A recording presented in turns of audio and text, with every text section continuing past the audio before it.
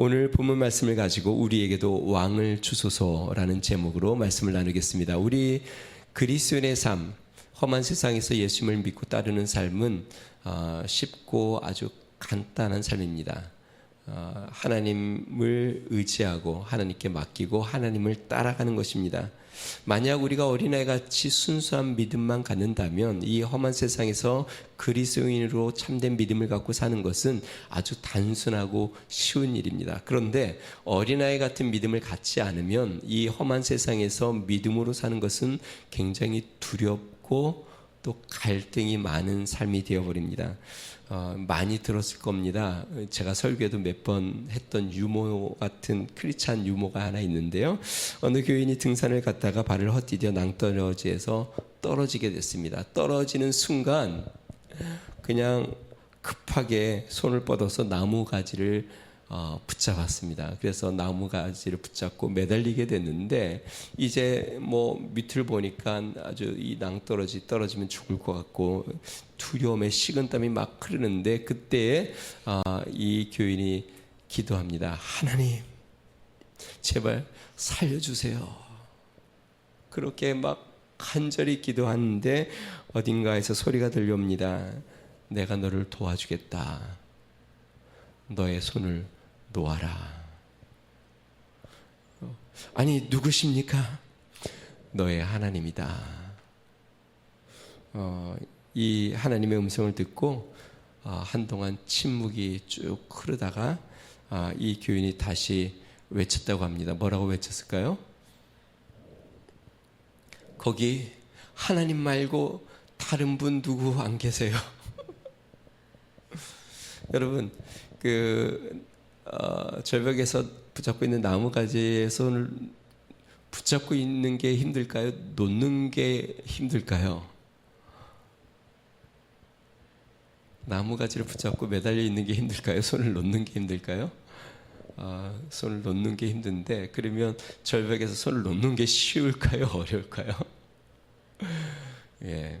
예수님을 믿는 삶은 어린아이처럼 말씀대로 순종을 하면 굉장히 쉽고 간단한 것인데 그 어린아이 같은 믿음이 없으면 그것은 굉장히 두렵고 갈등이 많은 것이죠. 오늘 본문의 이스라엘 백성들이 왕을 구하는 내용입니다. 우리도 다른 나라들처럼 왕을 세워주세요.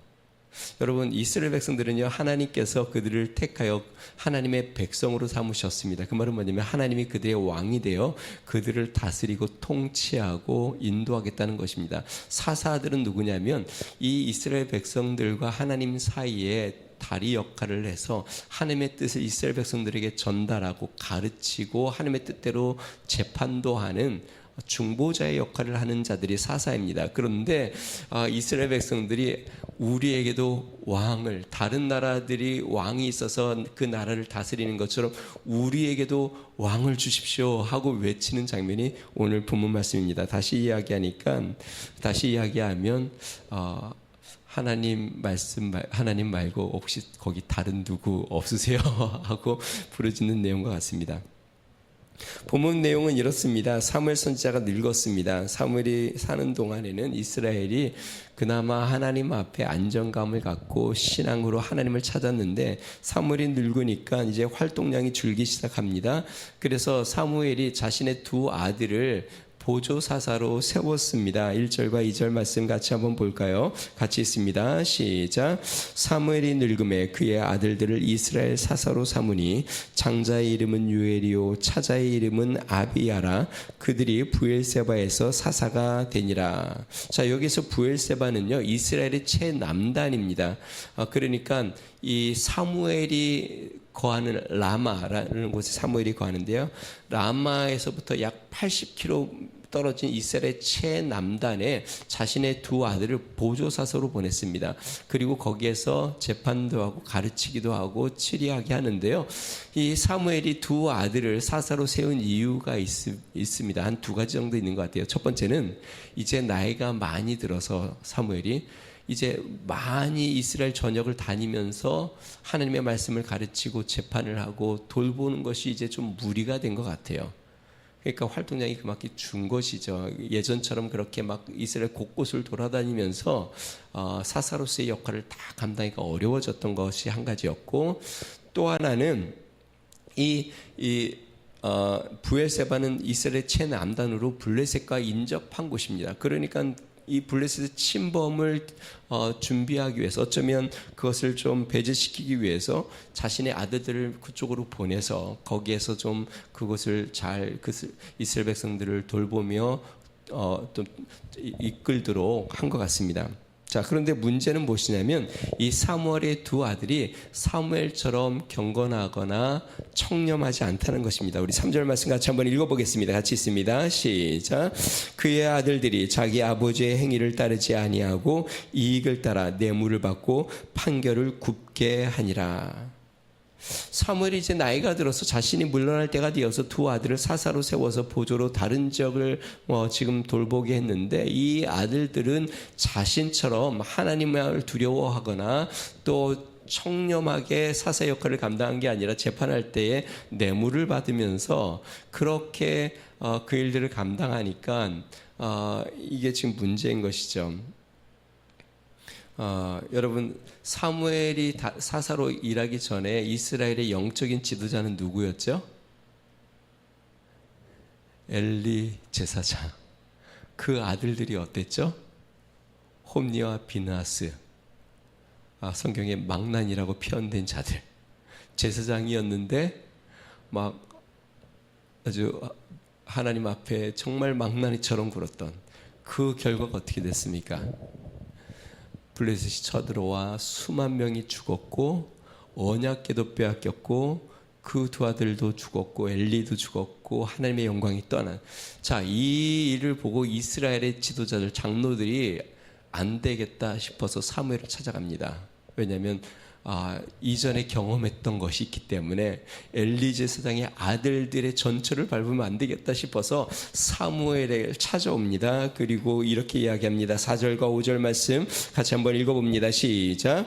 이스라엘 모든 장로가 모여 라마에 있는 사무엘에게 나아가서 그에게 이르되, 보소서, 당신은 늙고 당신의 아들들은 당신의 행위를 따르지 아니하니 모든 나라와 같이 우리에게 왕을 세워 우리를 다스리게 하소서 한지라. 충분히 이해가 되죠?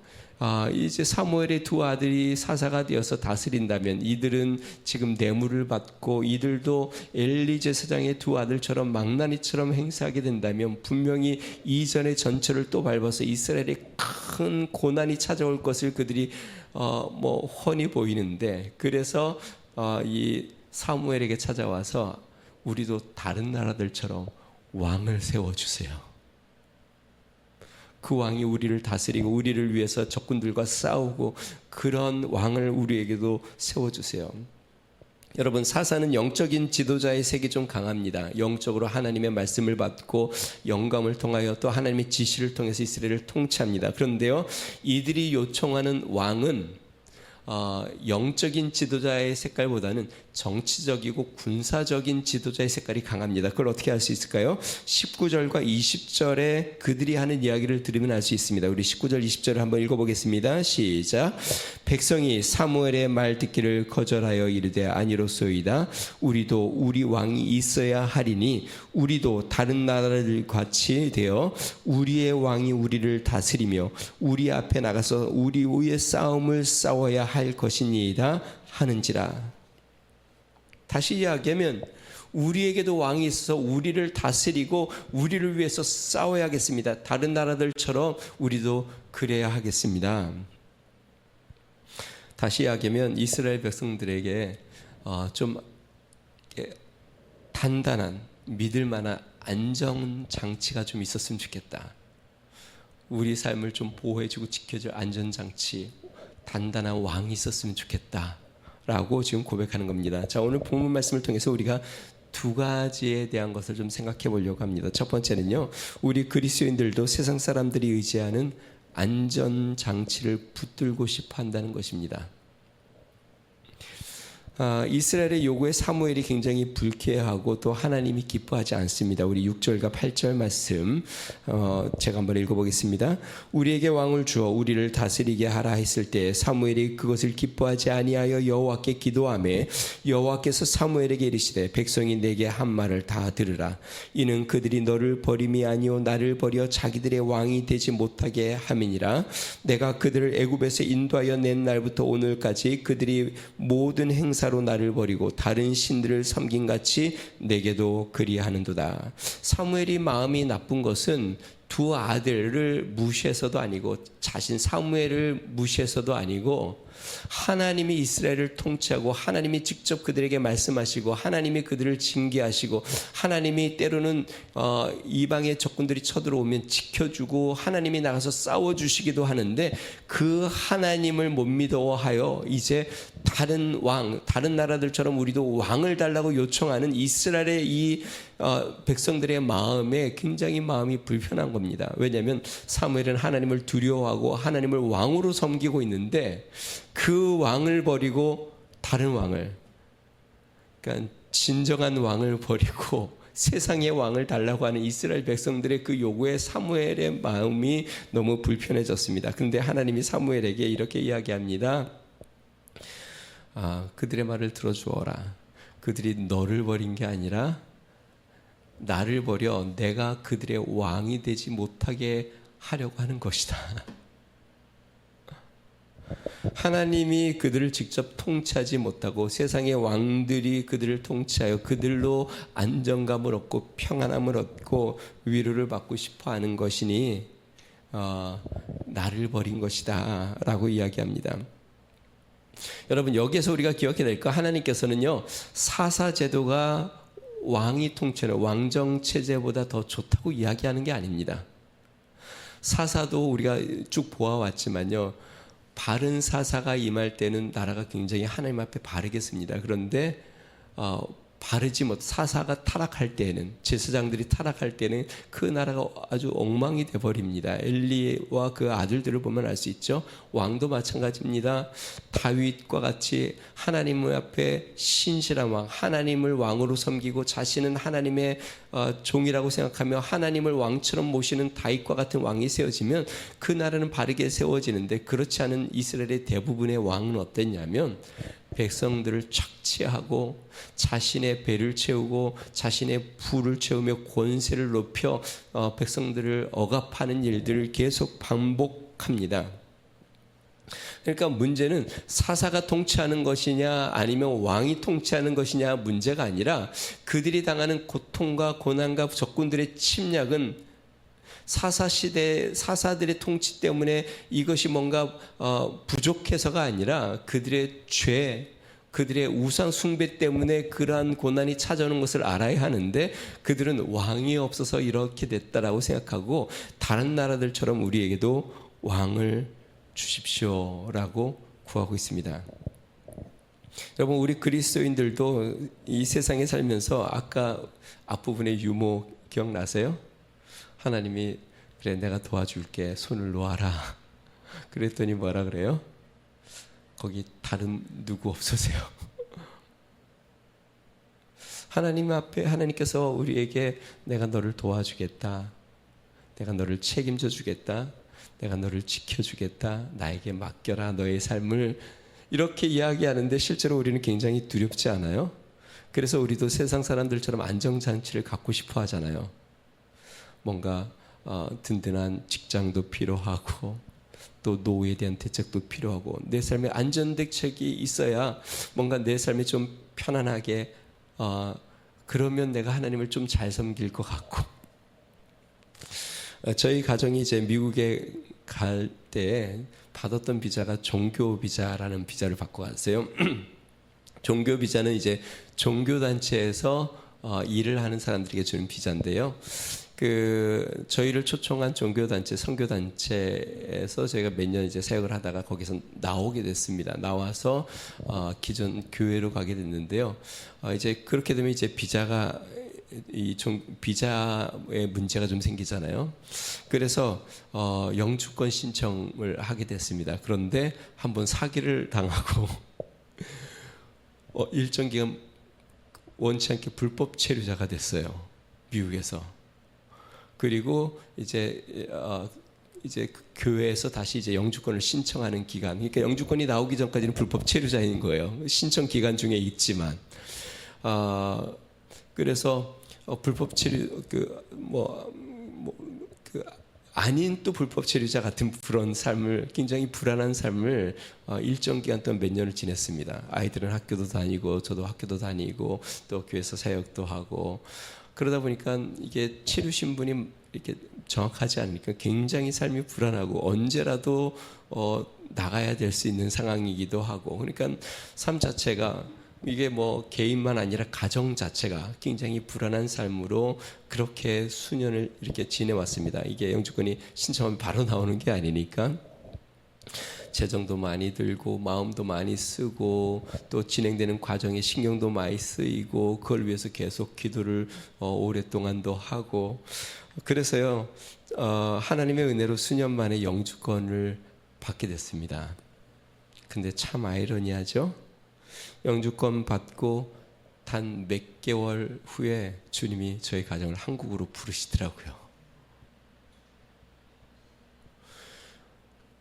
미국에서의 참 불안한 뭔가 마음 졸이는 시간들을 수년을 지내왔는데 영주권만 있으면 이제 좀 안심하고 자녀 교육도 좀 하고 거기에서 사역도 좀 더 편안하게 하고 이제 모든 경제 활동도 이제 모든 것이 이제 좀 안정적으로 될 것 같다라는 생각들이 있었습니다. 그건 저만의 생각이 아니라 이민 온 모든 사람들의 다 생각입니다. 이민 온 사람들은 다 영주권과 시민권을 위해서 10년, 20년 그렇게 돈을 쓰고 그것을 위해서 애를 쓰고 마음을 졸이면서 그것이 있으면 이제 좀 여유가 생기고 마음에 뿌리를 내리고 편안함을 얻을 것처럼 그것을 위해서 굉장히 오랜 시간 동안 공을 들입니다. 저희도 그랬던 것 같아요. 그런데 영주권을 딱 받고 진짜 놀랍게 딱 몇 개월 진짜 딱 몇 개월 지내고 이제 하나님이 우리를 다시 한국으로 부르셨습니다. 한국에 돌아와서요 기도하고 이제 한국에 돌아왔습니다. 이 영주권이 언젠가 그래 무슨 일이 생기면 또 그냥 돌아가면 거기서 살 수 있지 라고 생각을 해서 좀 든든했는데 시간이 지날수록 이것이 얼마나 이 삶의 혹이 되는지, 제가 중앙교회에서 사역을 하는데 이것 때문에 2년에 한 번씩 이 영주권 유지하느라고 그냥 저희 아내랑 저랑 돈을 많이 들여 왕복으로 다니면서 또 변호사 비용 내면서 한번 왔다 갔다 오면 거의 1년 생활비 나갈 정도로 우리가 그렇게 수년을 또 그렇게 지내왔어요. 결국 한 8년 유지하다가 포기했습니다. 참 신기하죠. 이 영주권이 우리의 삶을 굉장히 지켜줄 것 같고 안정되게 할 것 같고 이젠 우리의 삶에 뿌리를 내리게 해줄 것처럼 그렇게 수년 동안 마음 졸이며 기도하며 준비하며 돈을 쓰며 또 그것을 유지하려고 애를 썼는데 실제로 영주권은 우리에게 해준 게 아무것도 없어요. 우리의 삶을 지켜준 것도 없고 우리의 삶을 보호해 준 것도 없고 오히려 그것 때문에 돈도 많이 썼고 마음도 많이 졸였고 수년 동안 그것 때문에 신경도 많이 쓰고 뭐 또 사기당해서 고통도 많이 당하고 돌이켜보니까 영주권은 아무것도 아니었어요. 우리의 삶에. 결국 우리의 삶을 인도하시는 분은 하나님이셨고 우리의 삶을 지키시는 분은 하나님이셨고 하나님이 우리의 삶을 계획하셨고 인도하셨고 이끌어 주셨고 여기까지 보호해 주셨어요. 여러분 세상 사람들은 그렇게 자신을 지켜주는 무언가를 계속 찾고 있습니다. 영주권을 붙잡고 싶고 시민권도 따고 싶고 또 사업도 갖고 싶고 또 직장도 안전한 데 가고 싶고 연금도 하나 들어두고 싶고 제가 얼마 전에 자동차 보험을 갱신을 했는데요. 자동차 보험을 갱신을 할 때 이제 다 사인을 다 하고 끝낼 쯤에 이 보험사가 저한테 그러더라고요. 그런데 운전자 보험은 있으세요? 그런 것도 필요해요? 근데 이분이 그런 얘기를 하는 거예요. 자동차 보험은 사고 나면 자동차들 이제 사고 처리하고 뭐 병원비 하지만 만약에 운전을 하다가 사람을 쳐서 이 사람이 병원에 입원하게 되면 이거는 법적인 문제가 되니까 이것을 해결해 주는 운전자 보험이 필요합니다. 근데 막 듣고 보니까 없으면 안 될 것 같아요. 이거 없으면 혹시나 내가 운전을 잘못해서 사람을 치거나 이렇게 되면 야, 이건 법적인 진짜 범죄자가 되는 거잖아요. 그리고 비용도 그렇고. 갑자기 겁이 나더라고요. 아유, 보험 들어야 되겠네. 운전자 보험까지 들었어요. 여러분, 우리의 삶에 안정감을 가지려고 우리가 얼마나 많은 보험을 듭니까? 건강보험도 여러 가지, 운전자 보험, 또 사업하는 사람은 사업에 필요한 보험들, 수많은 보험들. 그래야 우리 불안한 마음에 안정감을 가지니까. 여러분, 우리 믿는 사람들도 세상 사람들처럼 우리가 보험을 갖지 말자는 얘기는 아닙니다. 세상의 것을 왕으로 삼아 하나님만으로는 내가 좀 부족하니 하나님이 나를 다스리고 통치하고 하나님이 나의 삶을 주관하시는 하나님이 나의 왕이 되어 내 삶을 하나님께 다 맡기며 사는 것을만으로는 내가 이 험한 세상을 사는 것은 너무 불안하니 나도 우리도 다른 나라들처럼 왕을 줍시오. 우리도 안 믿는 사람들처럼 그런 안정장치가 필요합니다. 라고 지금 고백하는 겁니다. 사랑하는 성도 여러분, 여러분들은 하나님이 여러분의 삶의 왕이십니까? 아니면 세상에 또 다른 왕이 필요하시지는 않습니까? 나를 지켜줄 왕. 그 재물일 수도 있고 그것이 노후 대책일 수도 있고 그것이 세상의 어떤 것이든 그것을 붙잡고 있지는 않습니까? 두 번째 우리가 기억해야 될 것은 주님은 우리의 어리석은 요청을 허락하기도 하신다는 겁니다. 우리가 기도에 대해서 우리는 이렇게 생각합니다. 기도는요, 내가 하나님 앞에 구해서 응답을 받는 건 다 하나님의 뜻에 합한 것이기 때문에 하나님이 응답해 주셨다고 생각합니다. 반대로 내가 기도해서 받지 못한 건 하나님의 뜻이 아니기 때문에 못 받았다고 생각합니다. 제가 질문해 볼게요. 정말 그럴까요? 기도해서 받은 건 다 하나님의 뜻에 합한 것이고 기도해서 받지 못한 건 다 하나님의 뜻에 합하지 않은 걸까요? 여러분들은 어떠세요? 자녀를 양육할 때, 자녀들이 클 때 여러분 마음에 다 합하고 여러분의 마음에 다 드는 것만 들어주셨습니까? 아니면 여러분의 마음에 이건 아닌데, 아니면 이거는 저에게 도움이 되지 못하는데 생각하면서도 들어준 것도 있으세요?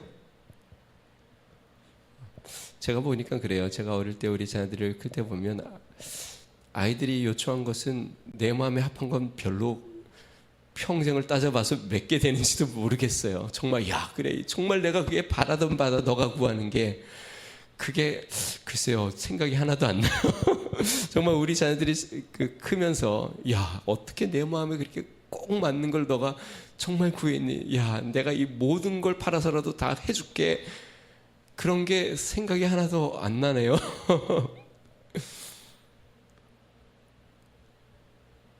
실제로 우리가 부모들이 자녀들에게 응답해 주는 건 부모 마음에 이렇게 쏙 들고 정말 내 마음에 어떻게 너가 내 마음을 어떻게 알아서 정말 너에게 꼭 필요한 걸 구했니? 그래서 기쁨으로 이렇게 정말 허락해 주는 것이 그렇게 많지는 않습니다. 그러니까요, 우리가 하나님 앞에 구하는 건 우리가 받는 것은 다 하나님의 뜻이라고 착각하며 그건 오해인 것이 많습니다. 반대로 내가 하나님의 마음에 앞에 구했어도 하나님이 주시지 않는 건 하나님이 그것의 뜻에 완전히 어긋나서 그렇다고 생각하지 않아도 됩니다. 왜냐하면 하나님은 더 큰 경륜과 더 큰 그림을 갖고 하나님이 더 선한 일을 이루시기 위해서 그것보다 다른 길을 여시는 경우들도 있기 때문에 그렇습니다. 이스라엘이 왕을 구합니다. 그때 하나님께서 그들의 요구에 대한 우려와 경고를 하십니다. 9절에서 13절 말씀 제가 한번 읽어보겠습니다. 그러므로 그들의 말을 듣되 너는 그들에게 엄히 경고하고 그들을 다스릴 왕의 제도를 가르치라. 사무엘이 왕의 요구하는 백성에게 여호와의 모든 말씀을 말하여 이르되 너희를 다스릴 왕의 제도는 이러하니라. 그가 너희 아들들을 데려다가 그의 병거와 말을 어거하게 하리니 그들이 그 병거 앞에서 달릴 것이며 그가 또 너희의 아들들을 천부장과 오십부장을 삼을 것이며 자기 밭을 갈게 하고 자기 추수를 하게 할 것이며 자기 무기와 병거의 장비도 만들게 할 것이며 그가 또 너희의 딸들을 데려다가 향료 만드는 자와 요리하는 자와 떡 굽는 자로 삼을 것이며. 하나님께서 지금 사무엘을 통하여 이스라엘 백성들에게 경고하며 이야기합니다. 만약에 너희들이 왕을 세우면 그러면 그들이 그렇게 할 것이다. 그들이 너희 그 왕을 지키게 하기 위해서 군대를 모집할 것이고 너희의 자녀들이 군사로 징병되어 왕을 다스리느라고 군사로 훈련되어 그들을 그 왕 앞에서 호위하는 자들이 될 것이고 너희의 딸들은 왕의 음식을 만들기 위해서 향료를 만들고 또 음식을 만드는 일을 할 것이고 무기 만드는 일, 군사를 지키는 일, 또 왕의 밭을 갈고 왕을 위하여 노동을 할 것이고 그렇게 경고를 합니다. 뿐만 아닙니다. 또 있습니다. 9절에서 14절에서 17절 말씀 제가 읽어봅니다. 그가 또 너희의 밭과 포도원과 감람원에서 제일 좋은 것을 가져다가 자신의 신하들에게 줄 것이며 그가 또 너희의 곡식과 포도원 소산의 11조를 거두어 자기의 관리와 신하에게 줄 것이며 그가 또 너희의 노비와 가장 아름다운 소년과 나귀들을 끌어다가 자기 일을 시킬 것이며 너희의 양떼의 10분의 1을 거두어 가리니 너희가 그들의 종이 될 것이라. 다시 이야기하면 왕과 그 신하들을 섬기기 위해서 제물을 바쳐야 하고 제일 좋은 것을 왕에게 드려야 하며 결국 너희들은 왕의 종이 될 것이다. 그때가 되면 그들의 모습이 어떠한지 18절 마지막 이렇게 이야기합니다. 18절 같이 한번 읽어봅니다. 시작. 그날에 너희는 너희가 택한 왕으로 말미암아 부르짖되 그날에 여호와께서 너희에게 응답하지 아니하시리라 하리. 그때가 되면 너희들이 하나님 앞에 다시 부르짖을 겁니다. 부르짖을 것이다. 왕이 자신들을 억압하고 너희들의 것을 다 빼앗아가며 너희들 가정에 제일 잘난 자식들은 다 데려갈 것이고 너희들의 소산에서 가장 좋은 것은 왕에게 바쳐야 할 것이고 모든 것의 10분의 1을 왕에게 다 바쳐야 하고 그렇게 결국 왕의 종이 될 것인데 그때 너희들이 부르짖어도 응답하지 아니할 것이다. 자, 그런데요, 이 이스라엘 백성들이 그러면 하나님의 경고의 말씀을 듣고 아이고 안 되겠네요. 그냥 취소하겠습니다. 그랬을까요? 이 말을 다 들은 이스라엘 백성들이 이렇게 이야기합니다. 19절 20절 같이 한번 읽어봅니다. 시작. 백성이 사무엘의 말 듣기를 거절하여 이르되 아니로소이다. 우리도 우리 왕이 있어야 하리니 우리도 다른 나라들 같이 되어 우리의 왕이 우리를 다스리며 우리 앞에 나가서 우리의 싸움을 싸워야 할 것이니이다 하는지라. 사무엘의 말을 듣기를 거절하며, 다시 이야기하면 하나님의 경고에 하나님의 말씀을 듣기를 거절하면서 아닙니다. 우리에게도 왕이 있어야 하겠습니다. 여러분, 참 이렇게 우리의 마음이 강박해지면요 고집이 세집니다. 하나님의 말씀을 들으면 우리가 참 겸손하게 아멘하고 돌이키면 좋은데 한번 뭔가 우리 마음에 잘못된 것을 결정하고 나면 그러면 얼마나 고집이 세지는지 쉽게 이게 놓지 않습니다. 두들겨 맞을 때까지, 아니 정말 처참한 상황에 이를 때까지 고집을 꺾지 않는 게 우리의 모습이죠. 자, 이에 하나님께서 사무엘에게 말씀하십니다. 21절 22절 제가 읽어봅니다. 사무엘이 백성의 말을 다 듣고 여호와께 아뢰매 여호와께서 사무엘에게 이르시되 그들의 말을 들어 왕을 세우라 하시니 사무엘이 이스라엘 사람들에게 이르되 너희는 각기 성읍으로 돌아가라 하니라. 다시 이야기하면 하나님께서 그들이 요구하는 대로 왕을 세워 주어라. 제가 이 본문 말씀을 보면서 이런 생각이 들어요. 우리 기도의 대부분의 기도는 이 이스라엘 백성처럼 다른 왕을 구하는 기도가 아닌가. 세상에서 뭔가 두렵고 겁이 나니까 나에게도 세상 안 믿는 사람들처럼 안정장치가 필요해서 저도 경제적으로 안정감을 갖게 해주세요. 저도 건강해서 질병을 모르게 해주세요. 저희 사업도 좀 든든하게 세워지게 해주세요. 저희 자녀들도 좀 출세하게 해주세요. 좀 이 세상에서 불안하지 않고 안전하게 살 수 있도록 주님 축복해 주세요. 우리의 기도가 하나님 한 분만으로 저는 안전합니다. 하나님이 나의 왕 되시면 나는 두려울 게 없습니다.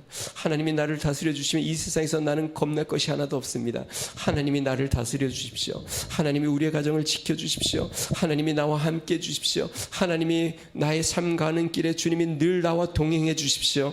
그런 기도가 아니라 세상 사람들이 추구하는 것과 똑같은 것을 우리의 기도에 하나님 앞에 구하면서 하나님 이것도 허락해 주십시오. 이것도 허락해 주십시오. 그것이 있으면 내가 하나님을 좀 더 잘 섬길 것 같습니다. 그렇게 되면 내가 하나님을 좀 더 잘 섬겨보겠습니다. 여러분, 그게 이스라엘 백성이 다른 나라들처럼 왕을 구하는 것과 다를 바가 뭐가 있습니까? 이스라엘 백성들이 우리도 다른 나라들처럼 왕이 있어야 하겠습니다. 그 왕이 우리를 위해서 대신 싸워야 하겠습니다. 분명히 왕이신 하나님이 계신데 그 하나님으로는 안 되겠으니 왜 하나님께서 이 요구를 들어주실까? 저는 이 하나님을 보면서 참 하나님은 정말 자비로우시고 긍휼이 많으신 분이라는 생각이 듭니다. 탕자의 비유 아세요? 탕자가 아버지께 이렇게 이야기하죠. 아버지, 저에게 돌아올 재산을, 아버지 재산을 미리 저한테 주십시오. 그런데 이 아버지는 아들이 그 재산을 가지면 어떨 삶을 살지 뻔히 알았습니다. 이제 어떻게 해요? 그 돈을 가지고 아마 그냥 막 방황하며 그냥 세상의 쾌락을 쫓아 살겠죠. 근데 이 아버지가 재산을 팔아 나누어 줍니다. 그리고 이 아들은 나가서 진짜 그 재산을 창기들과 함께 다 날리고 거지가 되어서 다시 돌아오죠. 제가 이런 생각이 들어요. 이 아버지가 만약에 그 아들에게 재산을 나눠주지 않았다면 어떻게 됐을까? 아마 이 아들과 험한 꼴이 나지 않았을까? 이 아들이 막 집에 뒤집어 엎고 아버지 것을 빼앗듯이 빼앗아서 나가지 않았을까? 그러면 이 아들이 다시 돌아올 수 있었을까? 아버지 집에 그러고 나갔으면, 아마 그러고 나갔으면 아버지 집에 다시 돌아오기는 참 어려웠을 거예요. 아버지는 그걸 다 아셨던 것 같아요. 그래서 이 아들이 요청하는 그 재산을 아무 말 없이 다 팔아 줍니다. 그리고 어떻게 해요? 그 다음 날부터 아들이 돌아올 때까지 문 밖에서 서서 늘 멀리 바라보며 언제나 돌아오나 바라보고 있습니다. 우리 하나님 아버지가 그렇지 않나 싶습니다. 우리 하나님의 아버지가 왕을 구하는 우리에게 참 다 아시면서도 때로는 허락해 주십니다. 그걸 가지고 어쩌면 그걸 의지하고 그걸 좋다고 그것에 매달리며 살 걸 아시면서도 그러면서 또 기다리시고 또 기다리십니다. 전에 한번 제가 나눴던 이야기인데요. 우리나라 영화 중에 왕을 주제로 한 영화들이 꽤 있는데요. 2012년 뭐 이렇게 아마 많이 보셨을 겁니다. 광해, 왕이 된 남자라는 영화가 있습니다.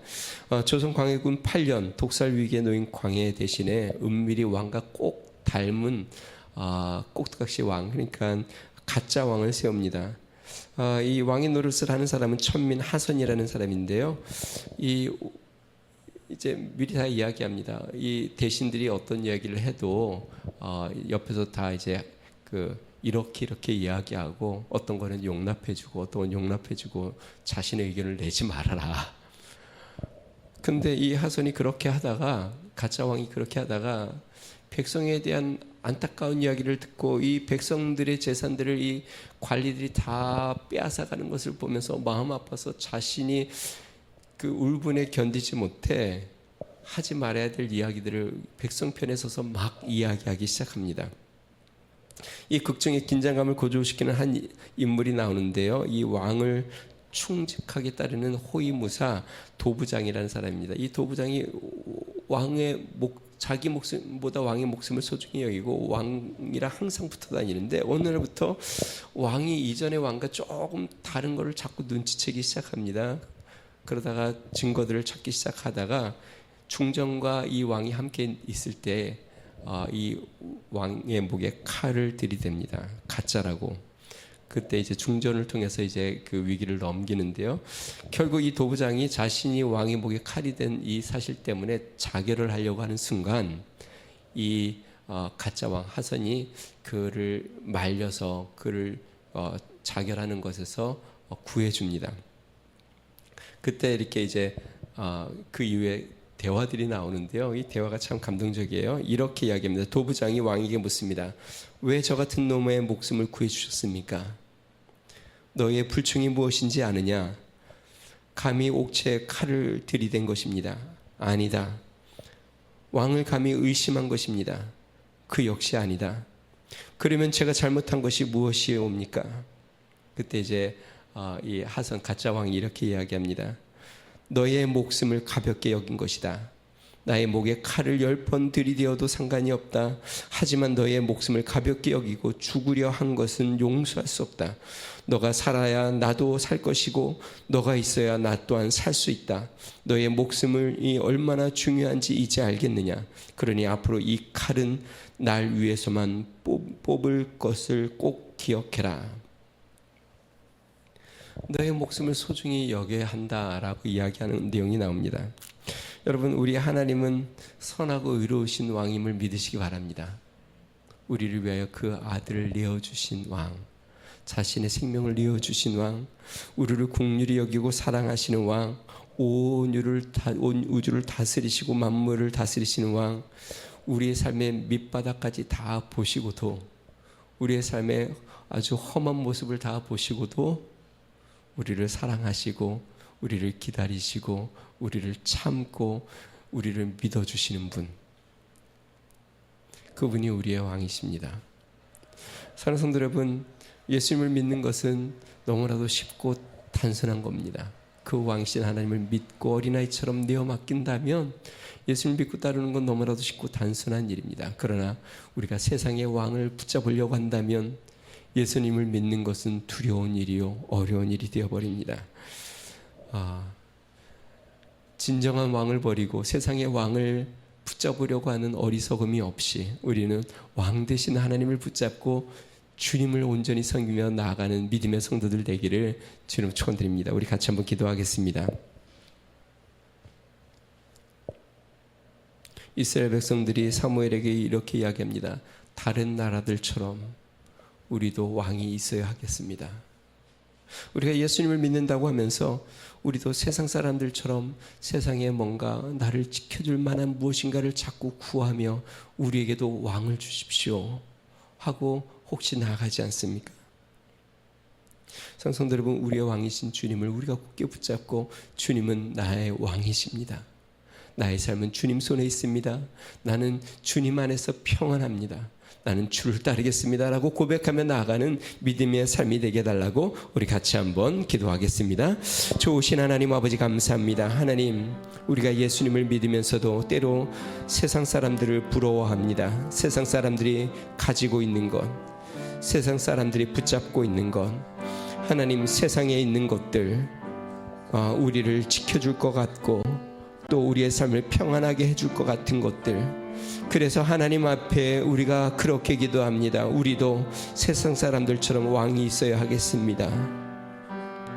좋으신 하나님, 우리의 왕이요 만왕의 왕이요 만주의 주 되신 그 하나님을 우리의 참된 왕으로 삼게 하여 주시고, 주님이 우리를 도살피며 인도하시는 것처럼 주님께서 우리에게 두려워하지 말라, 내가 너와 함께함이라 말씀하신 것처럼 내가 너를 지켜주고 내가 너를 붙잡고 내가 너와 함께하며 내가 너의 삶에 책임져 주신다는 그 말씀을 붙잡고 나아가는 믿음의 삶이 되게 하여 주시옵소서.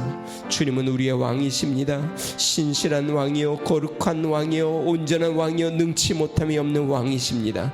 그 왕이신 하나님을 우리가 붙잡고 날마다 주님과 동행하며 나아가는 거룩한 삶이 되도록 주여 인도하여 주시옵소서.